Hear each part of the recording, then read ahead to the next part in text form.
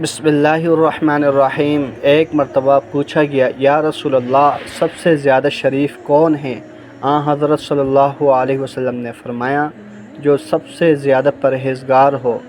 صحابہ کرام رضی اللہ عنہم نے عرض کیا، ہمارے سوال اس کے بارے میں نہیں ہیں۔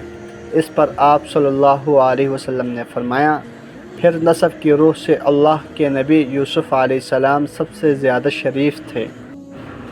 نبی کریم صلی اللہ علیہ وسلم نے فرمایا، تم انسانوں کو کان کی طرح پاؤ گے۔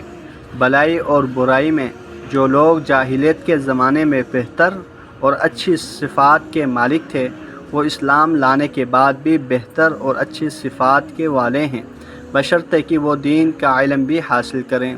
اور حکومت اور سرداری کے لائق اس کو پاؤ گے جو حکومت اور سرداری کو بہت ناپسند کرتا ہو۔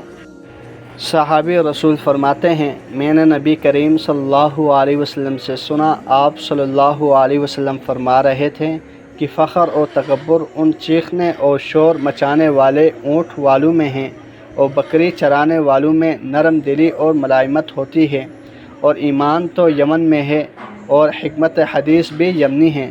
ابو عبداللہ یعنی امام بخاری رحمۃ اللہ علیہ نے کہا، یمن کا نام یمن اس لیے ہوا کہ یہ کعبہ کے دائیں جانب ہے، اور شام کو شام اس لیے کہتے ہیں، یہ کعبہ کے بائیں جانب ہے۔